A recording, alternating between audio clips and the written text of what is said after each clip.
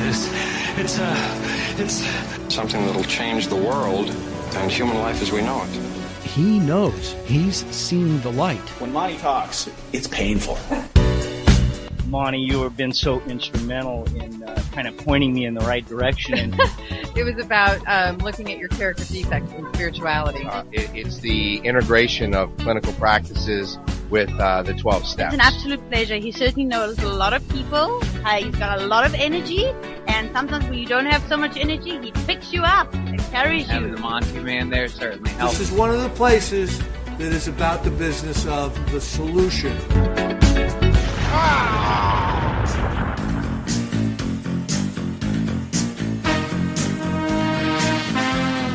The views expressed on this special broadcast of the Take 12 radio show do not necessarily reflect those of KHLT Recovery Broadcasting or its affiliates. KHLT is not affiliated with any particular 12-step fellowship. Now here's that guy who's getting less popular minute by minute. Your host, the Monty'man. Oh, that's right, my friends.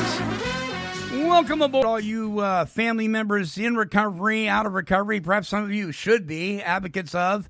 It is good to have you with us on another broadcast here at Take12Radio.com on your internet dial, broadcasting to you and for you from the beautiful outskirts of Albany, Oregon. It is a gorgeous day up here, but you know, here's the thing. It doesn't matter what kind of day it is. That's just a calendar number. You know, you can have and experience a wonderful life of freedom from the bondage of self and other things if you'll follow a few simple instructions. And that's something we're going to be talking about today. I have a very special guest to introduce to you. He is no stranger to speaker tapes and circuit speaking engagements. If you're on YouTube or you have downloads of his talks, you will recognize this man's voice and obviously his love and passion for recovery. Paul E. is my guest today.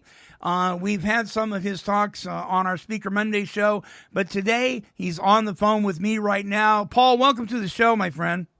Thank you, Monty. It's great to be here. Now, Paul, you currently reside where? Well, because of my multiple personalities, I reside in Florida and East Hampton, Long Island. That's good. See, that's why it's good, and it's okay to have multiple personalities. No question.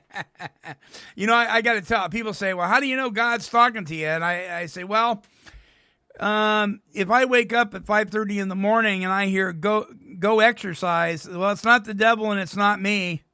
Because I don't want to do it. Paul, you have been an active member in your Perspective 12-Step Fellowship for how long? Well, let's see. Approximately since February 12th, 1980. Wow. And I just joked around when I said approximately. Yeah. That's the exact date. And you know, you're a pretty chipper guy. You refer to yourself as, when people ask how you're doing, as you say, unbelievable. And I love it because it covers all sorts of arenas. But you know, when you talk, you're very passionate about what is very close and dear to your heart, because people are dying out there. But you weren't always doing this in this manner. When you walked in the doors, things weren't just hunky-dory. Well, Monty, I know this is only an hour show, so if you'd like, I can give you a 5 to 7 minute dissertation on the unhunky-doriness of the 60s and 70s. There you go. Right. Sure, go ahead, buddy. Okay. In case you have a hearing problem, I'm from New York City, and the reality is I'm a product of the 60s. Turn in, tune on, and drop out. I'm from Queens in New York City. In 1965, the Beatles came to Shea Stadium. We went there, and for all intents and purposes, I woke up 15 years later. And that's the short version of my story. Yeah. The long version of the story, or the middle version, is in that 15-year period, from this happy-go-lucky kid from a real good family. I was arrested 5 or 6 times. I ended up in 5 or 6 progressively worse mental hospitals, or what I choose to call houses for the very, very nervous.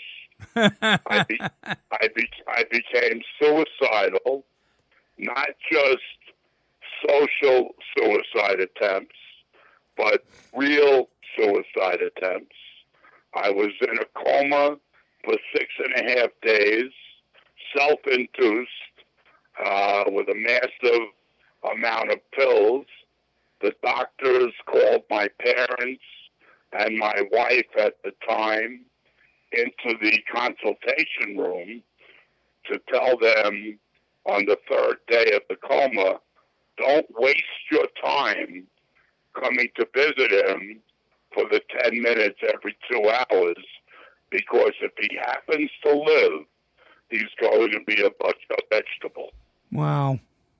Now, 3.5 days later, because it's obvious for me in retrospect that God had something for me to do, and that's what I do, so it wasn't my time. That isn't necessarily to say I got clean then, because I didn't get clean for 3 years after that. But what did happen is, by not dying then, and not dying at many other times during my addiction, which was pretty heavy, pretty protracted, pretty intense, pretty life and death, living in Harlem during, like, when you see the movies, The American Gangster, that's when I lived there. Those were the people that I was running with, Leroy Nicky Barnes and Frank Lucas. And, it was sick. What else could I tell you? Yeah. So that's why right now, as I just walked outside on my terrace, sit down on a big chair that's out here looking out on the lake, I really don't have all that many problems, Monty. Yeah. Well, amen to that, my friend.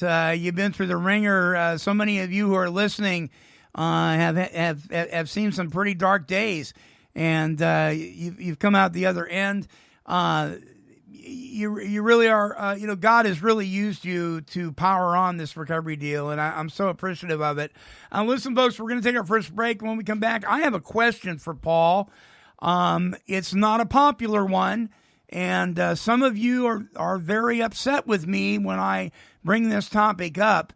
But listen, if I see you standing in front of a train and you're going to get hit by it, I'm probably going to grab you, and there's going to be some scars involved.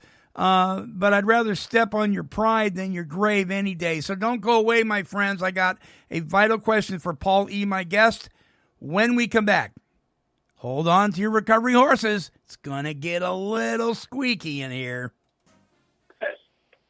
Hey there, it's the Monty'man with a serious invitation for you. On October 3rd, Saturday, 2015, from 10 a.m. to 9 p.m. in Prescott, Arizona, at the Prescott Courthouse Plaza, it's the 4th annual Hope Fest. Its theme, His Grace is Enough for You. This is addressing the solution of addiction, alcoholism, and life-controlling issues in our nation. If you would like to get involved, we need sponsors, we need volunteers, we need vendor booths, and we need your help. To volunteer for this incredible event, the 4th Annual Hope Fest, please call 928-387-HOPE. That's 928-387-4673. Or email info@hopefestaz.com. You can visit our website at www.hopefestaz.com. Please be a part of the solution that is recovery. Hey, look! Running around in the meetings, gobbling up gallons of bad coffee, flapping his gums wherever he can bring a smile to a hurting face. It's Slogan Man! We know cute little platitudes and sayings on the wall in a 12-step meeting won't keep you sober, but they sure will make you think, consider, and even laugh your way through an otherwise crappy day. Can't wait to get to your home group to hear those slogans over and over and over and over again? No need to. Pick up a copy of the 12-Step Gazette and join the adventures of Slogan Man. Visit www.12stepgazette.com and subscribe today. Slogans and platitudes are no substitute for working the steps, but Slogan Man is very cool. As men and women who have recovered from utterly hopeless states of addiction ourselves, we know all too well what it's like to battle addiction daily. We are Origins Recovery Centers. Here at Origins, we have taken that which we have learned along the way, excised anything unhelpful and unnecessary, infused it with the latest medical research and innovative therapeutic methods, and created what we know to be the absolute gold standard in substance abuse treatment.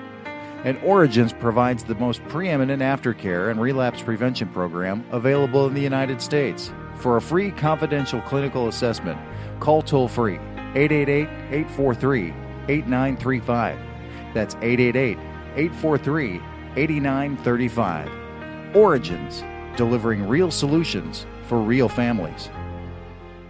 So if you think your life is complete confusion, because you never win the game, just remember that it's All right, welcome back to the show. Paul E. is my guest from Florida. He's got dual personalities, so he's all over the place.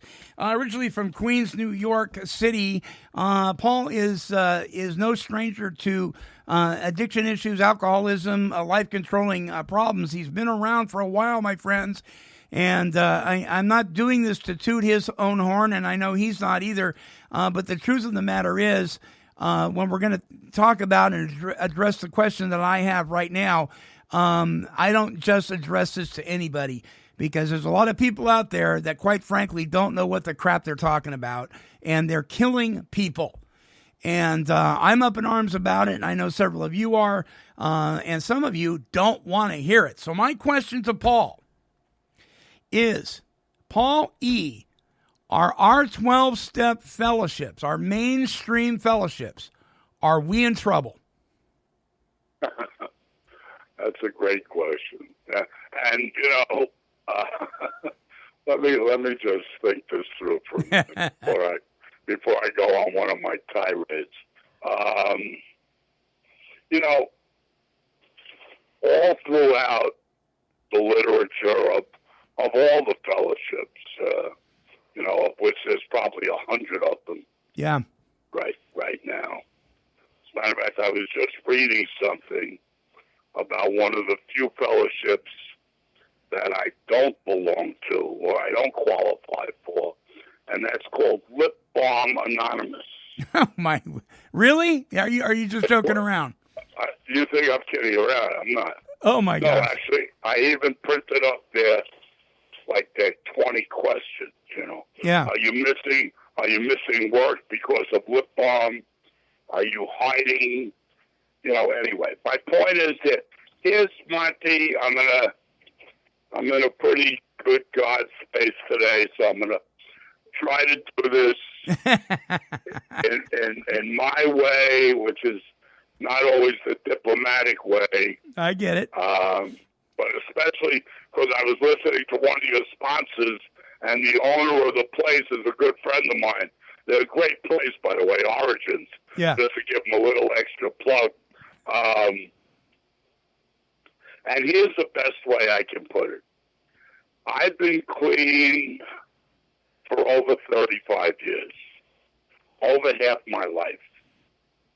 And when I got clean in 1980, there was no industry, if you will. Mm-hmm. There were 3 or 4 rehabs.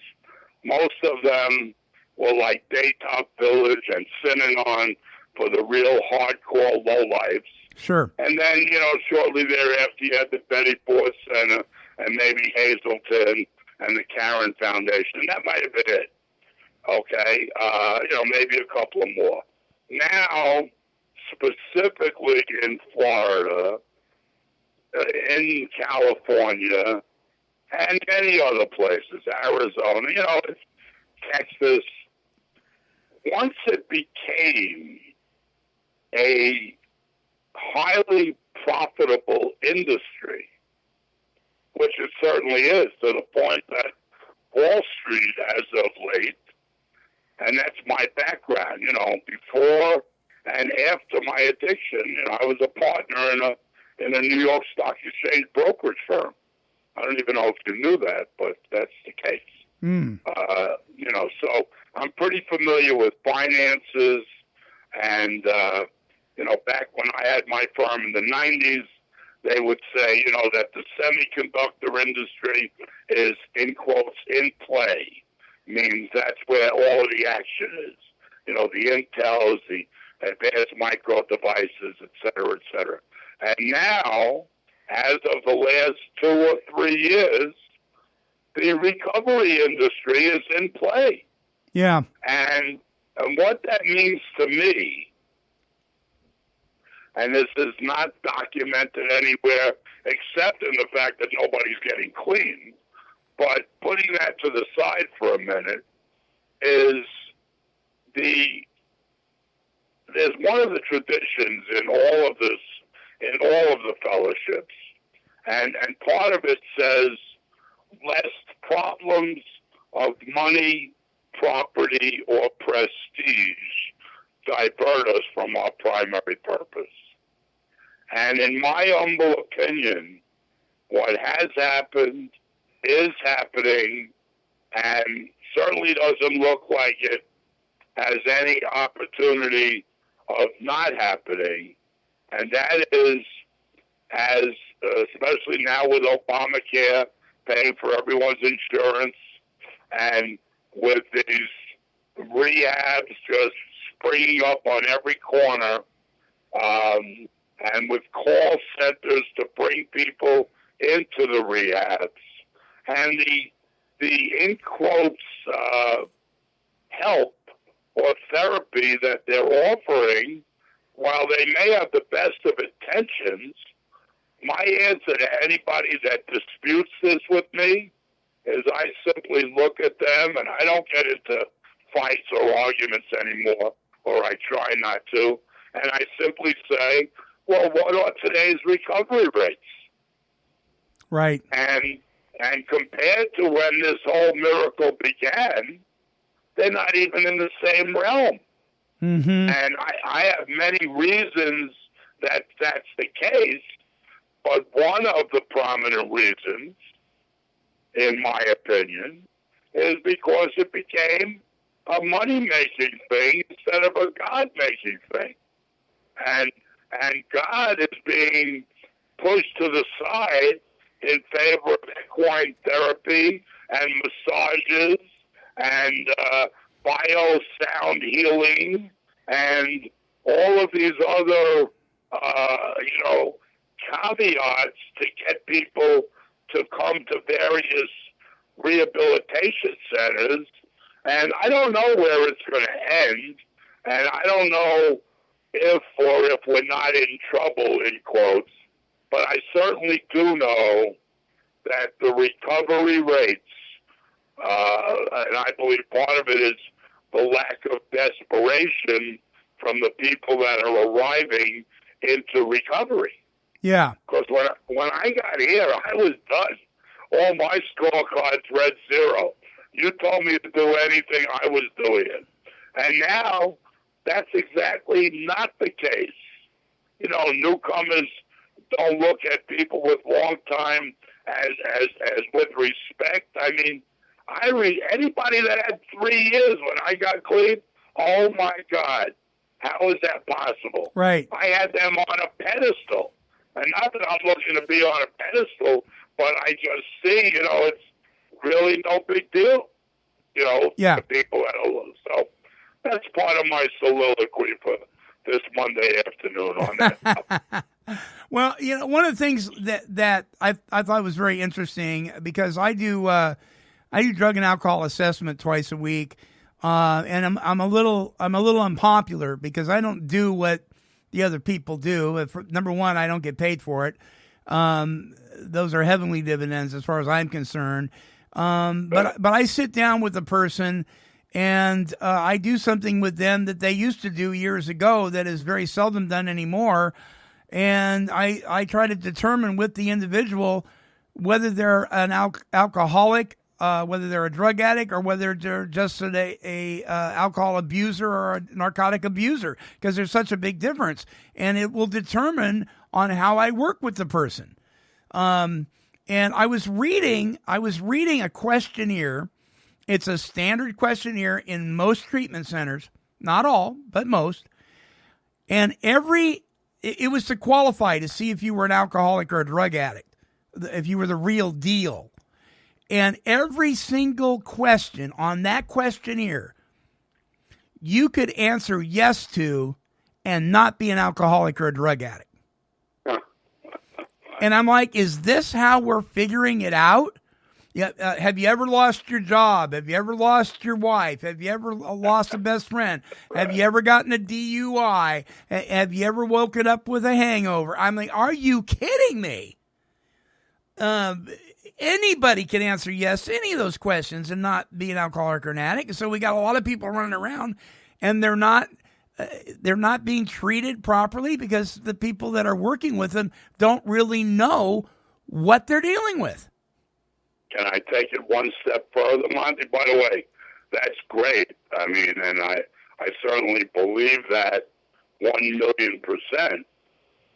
But perhaps, just perhaps, as these assessments are being done, they're being done in a rehab where a person has traveled X number of miles, sometimes across the country. Sure. Because most of the people here in Florida are from New Jersey. I still haven't figured that out, but that's just the case.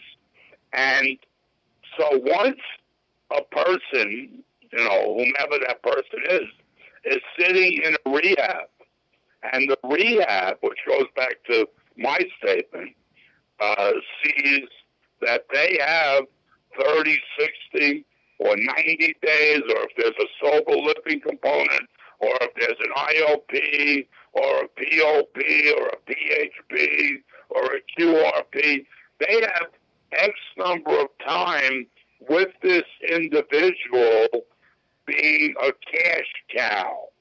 And so, if these questions are just generic, then they can say to themselves, I'm talking about the counselors, and they can say to the insurance company, well, yeah, this person absolutely, they have very big problems because they once couldn't remember where their car was. God. I know. And what I do when I talk to people, one of the things I do is that I find out is some of these folks, they're not suffering from co-occurring mental health issues. They don't have trauma in their life. They just need a good swift kick in the butt. Maybe go into a teen challenge center for about 6 months and get some basic life skills, and they're fine. But then you have the other folks that are suffering from the obsession of the mind and the allergy of the body, but they're not doing anything with them. And I sit down with them and I say, look, let's go through this. Let me share with you what happened to me. And I'll sit down with people, and for the few, and I say the few, that actually go through a formal working of the steps lined out, and I use the Big Book of Alcoholics Anonymous. That's the literature I use because that was what was used with me. Once they actually go through that and they follow the directions to the letter, it's amazing. They recover and they go on to live incredible lives. But I got to tell you, brother, I lose most people at the fourth step. They get to the fourth step and they're gone. Do you find that true? Well, no question, because very simply, the first 3 steps are just words. Yeah. Yeah, right. The fourth step is really the first time the individual has to do some physical work. That's right. And unless unless there is that, what one of my mentors used to always say to me, may he rest in peace, he used to say, be grateful that you have the gift of desperation. And it was many years after he passed that I realized that the gift of desperation was G-O-T. I never knew it when he was telling it to me. Right. But you know what? I have that gift of desperation in a different way today, but as passionate, as enthusiastic, as wanting to help as many people as I can, as wanting to be the best example of the power in my life. And that's what I do, you know. Yeah. I mean, so look, all I know is a grateful individual, their life will be a lot better. I got grateful early on when I realized I didn't have to use and I didn't have to drink. Mm-hmm. And for all intents and purposes, with a lot of adversity. Yeah. You know, I mean, that's one of the prerequisites. You know, you don't come into these rooms and skip up the 12 golden steps of life and never experience a negative emotion. Right. What happens, you come into these rooms, and if you're blessed enough, you'll experience deaths, divorces, bankruptcies, IRS liens, etc., foreclosure on homes, loss of businesses. All of those things happen to me since I'm clean. Yes, absolutely. Beauty is I haven't had to use. Right. There you go. All right, we're going to take a break, our last break. When we come back, I want to talk about a little bit about what your experience has been within the rooms, as in regards, are we edging God out? I can tell you my experience here on the West Coast has been, and I want to see what your take on it is. So, folks, don't go away. More with my very special guest, Paul E., when we return. Men, women, and their families experience tremendous pain and suffering due to the struggles they face from substance abuse and its co-occurring mental health challenges. They need to find a safe place for peace and healing. Therapia Addiction Healing Center was born out of a deep desire to provide that safe and powerful healing environment. Therapia exists to help people recover from addictions by developing and maintaining healthy, meaningful relationships with God, self, and others. To speak with an addiction specialist, call 1-855-652-4325. That's 1-855-652-4325. Or visit our website at www.therapia.net. Therapia Addiction Healing Center, restoring lives one step at a time.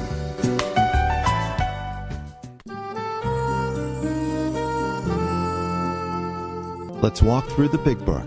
Join Chris Schroeder and the Monty'man for this in-depth journey through the basic text of Alcoholics Anonymous. As one of the most sought-after circuit speakers in the world of the 12 steps, Chris will be walking us through line by line, page by page, of this wonderful book that has meant so much to so many people who have recovered from the disease of alcoholism. If you've never studied the big book, or even if you have but would like a new, refreshing approach, join us here at Take12Radio.com for an exciting, educational, and spiritual look into a plan for living that can be applied and implemented into the lives of anyone who is willing to recover from alcoholism. And welcome back, my friends. And by the way, we used to charge for that DVD. There's 34 one-hour workshops on that DVD, Walking Through the Big Book. That's now available to you at no charge.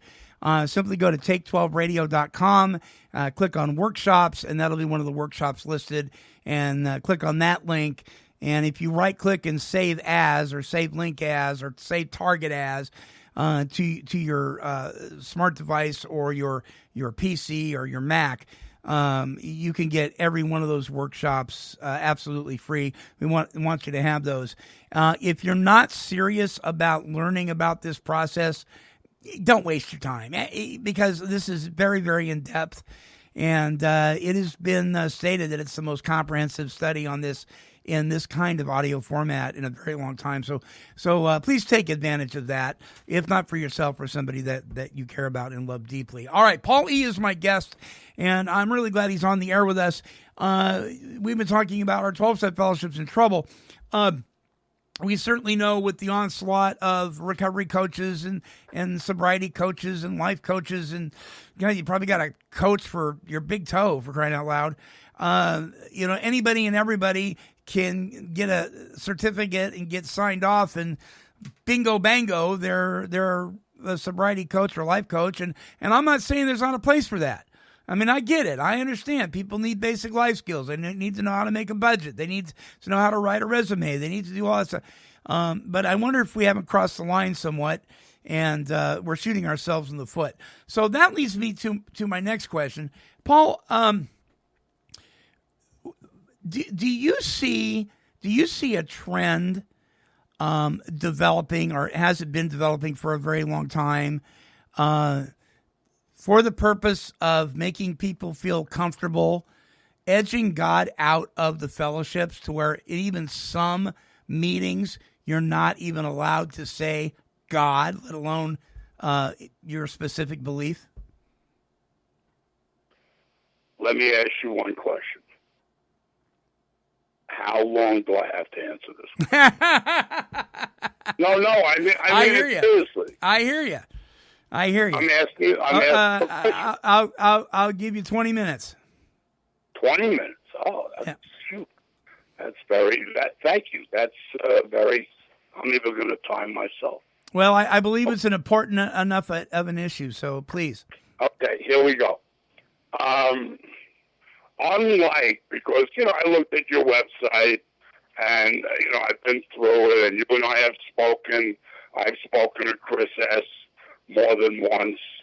And as we all know, the 12 steps, in the form of the way they were given to Bill and to Bob, came from the Oxford group.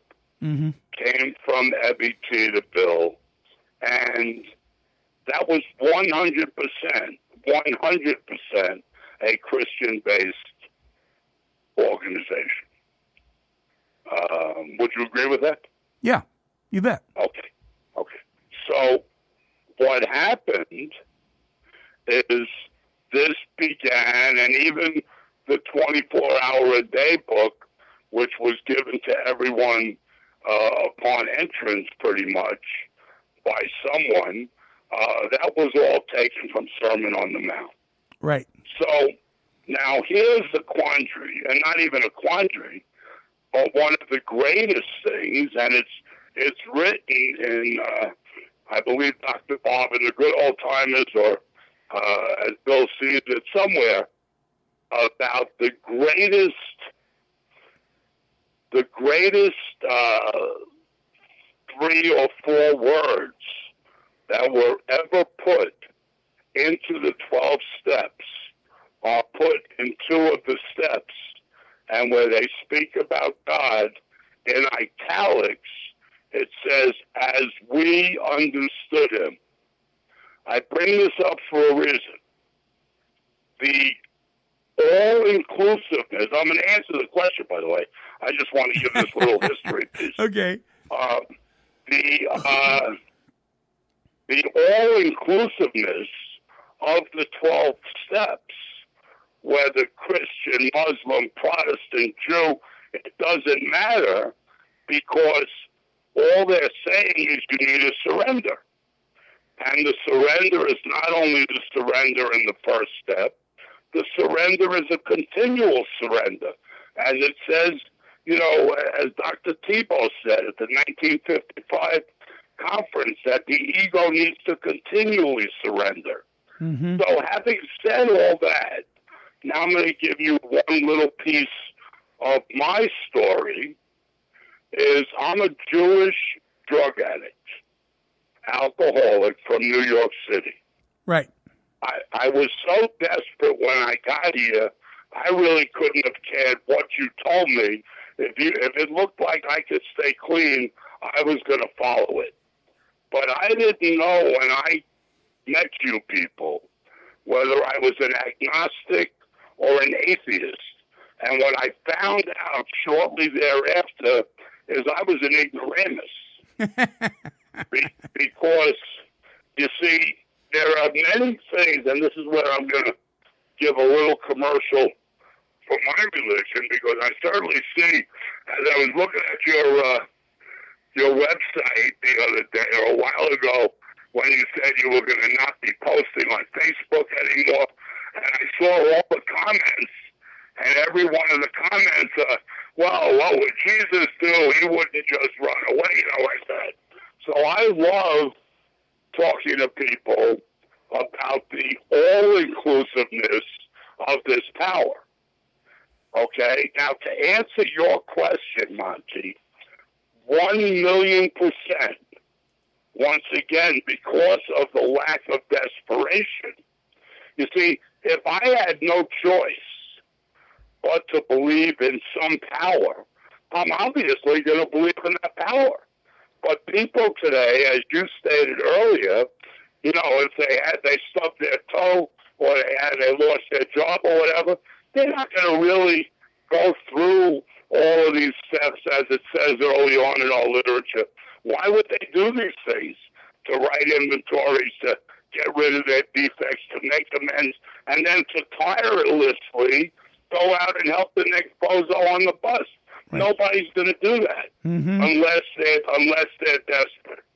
So along the lines of what we were talking about earlier is the fact that the desperation is lacking.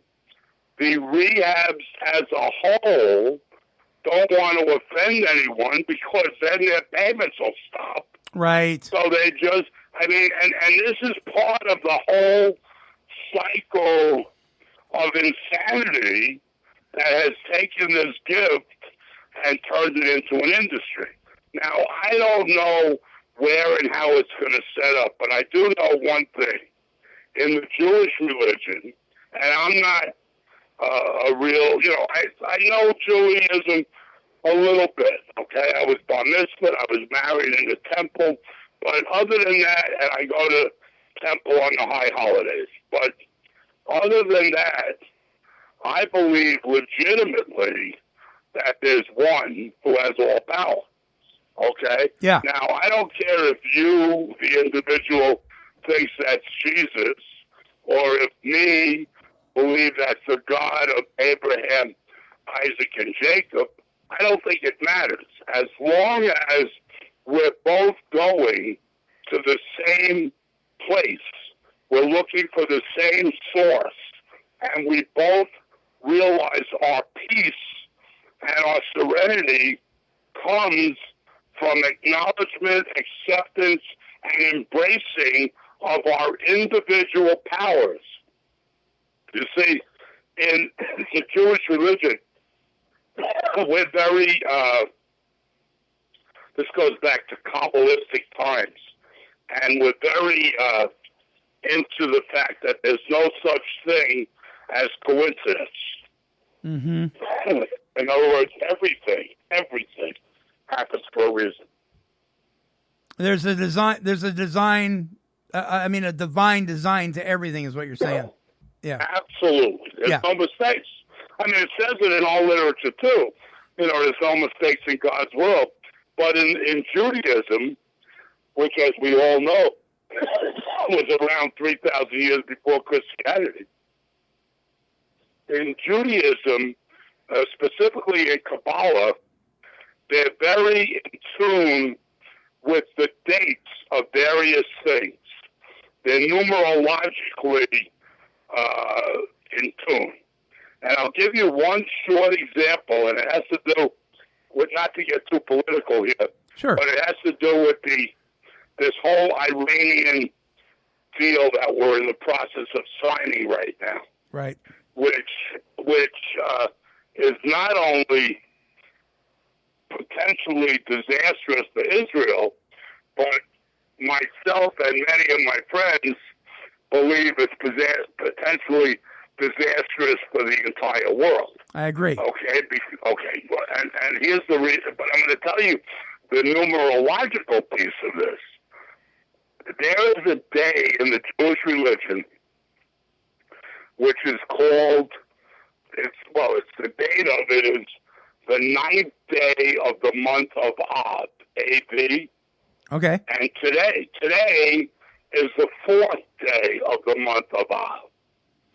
But for those of us that are sensitive to divine messages that seemingly meaningless coincidence of the calendar, it's bizarre that on the following date, on the 9th day of Av, here's what happens.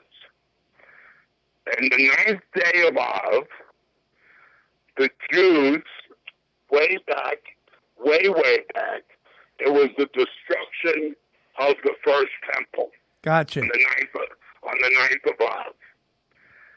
500 years later, on the same day, 5 centuries later, the Romans approached the second temple and put it to the torch. Jews couldn't believe it was the same exact date.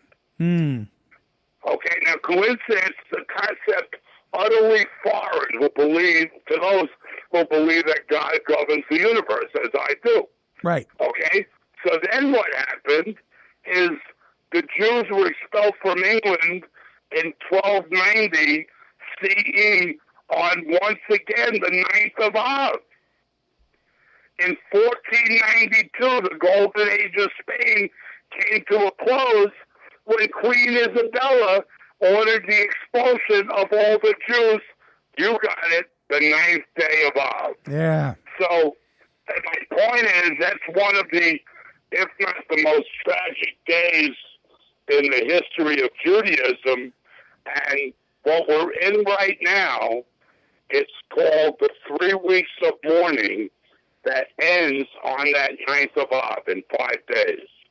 And it's way beyond coincidental, since I've already told you I don't believe in coincidence, that this is when this entire pact is being signed once again. Okay? Mm-hmm. It's but this, I believe, is a world issue that can threaten everyone. The answer is, to your question, yes, God is being removed from the rooms very simply because it makes people uncomfortable. Yeah. And why would we want to make anyone uncomfortable? I mean, we're really looking to just stroke everyone. That's and right. Oh, it's going to be okay. Bullshit. Excuse my language. I don't know if I'm allowed to say No, that. you're absolutely right on the money, and I agree with you 100%, 110%. And what I'm seeing out here is we have a rather large meeting. It's large for this town, where they're actually at a point where they're talking about removing even the term higher power. Really? Yeah. Wow. And in some of the meetings that I've been to throughout the country, when I've taken the radio station on the road, there are some meetings that won't even allow you to bring the big book into the meeting. And I mean, it just blows my mind. And so I'm reminded that I think it's in Working with Others where it says, remind the prospect that this whole thing isn't dependent on people, but on his relationship with God. And we've got people who are teaching people to be meeting dependent, even step dependent. And I'm one of these guys that say, I don't believe there's any power in the steps. I believe the steps are there to show us our need for a power. Because I agree with you there, 400%. Because if I don't, 1,000,000%. But yeah, but I mean, if I don't recognize a need, why would I seek a power? And we're telling people that they don't need it. All they need to do is show up every day, drink some bad coffee, get into some form of service work, and whoop-de-doo, there you go. And people are dying. And it seems to be This seems to be the flavor not only in our country, but in our 12-step fellowships. And it scares the living daylights out of me for people. Well, Monty, I agree with you on every level. I mean, I knew from the first time you and I interacted that we were on the same page, which is why, I chose to continue the relationship, and who knows where it'll go from here. But my point is, we can only do what we can do, Yeah, what can we do? You can only lead the horse to water. You can't make them. I said this the other day. I said, when you really study the history of AA or any of the programs, but specifically AA, because the first, they're the mothership. What they had to do was they would go to Dr. Bob's house. They would come into the downstairs. Then they would send them upstairs, the new prospect. Right. And before he would be allowed to go any further, he had to convince them that he was convinced. Right. Today, Monty, what's happened is we're trying to convince people why they should be convinced. And that's the exact opposite of the desperate become sweetly reasonable. And that's one of the major issues. Yes. Yeah, we're talking people into alcoholism. Right. You said it earlier with your questionnaire, which I thought was great. And it just doesn't work that way. No. This is for people that are dying, that have no way out, people like Bill and Abby that were in institution after institution. They were written off by all of society, and then they had this, whatever their own individual type of spiritual experience was, and that's when their life changed. And each of us needs our own individual spiritual experience to begin this journey. And I could spend 4 hours talking about the inexplicable, not humanly possible things that have happened to me in the last 67 years. Not only since I've been clean, but to get me to the point where I was able to get clean. So, look, it's some will, some won't. So what? You got to just go on. It's as though we're going to waste our time on the person that doesn't want this. No, because we're keeping ourselves from the one that does.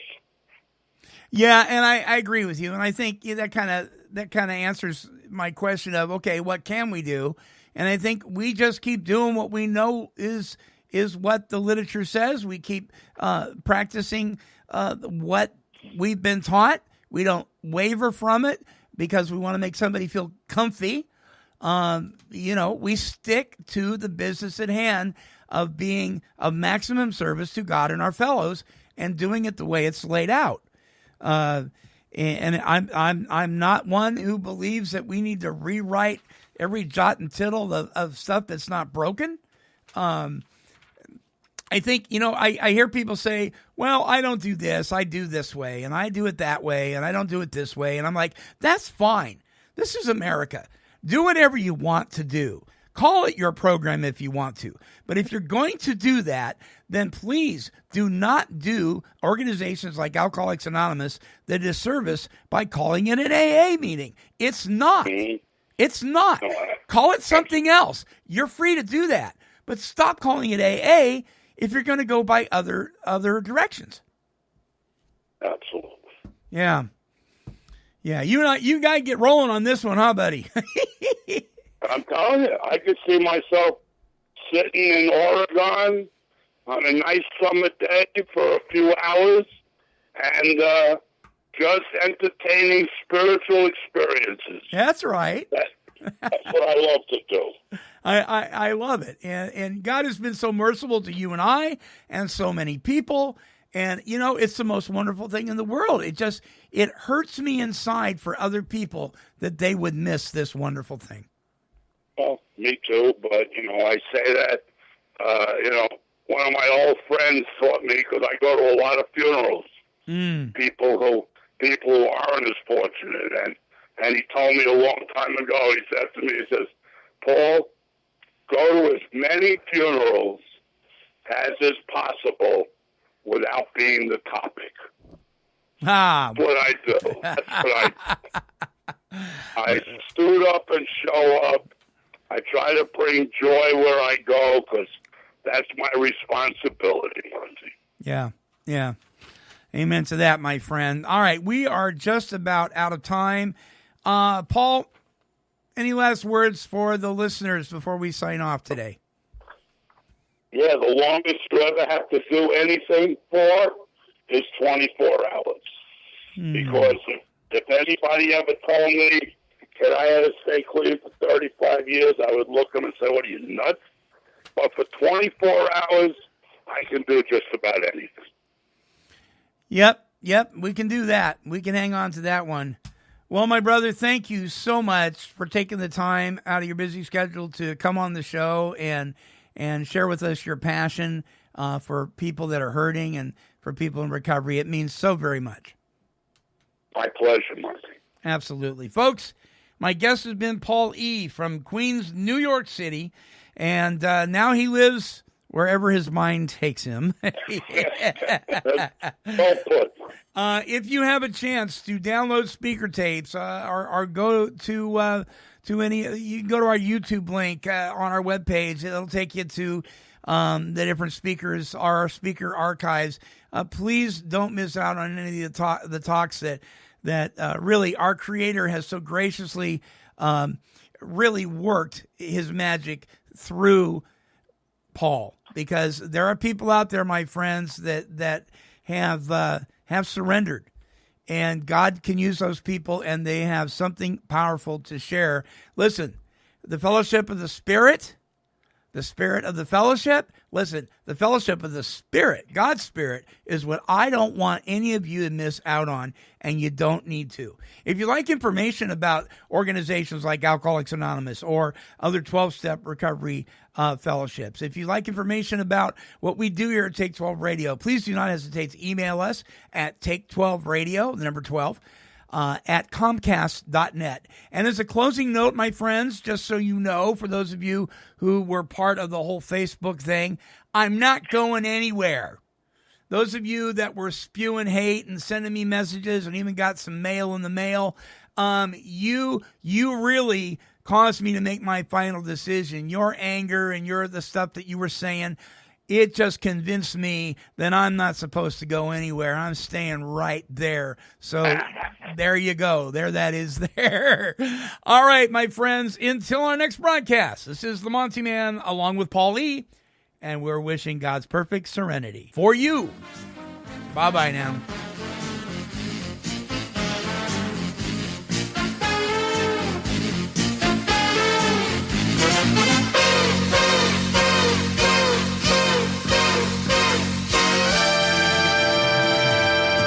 This has been a broadcast of KHLT Recovery Broadcasting.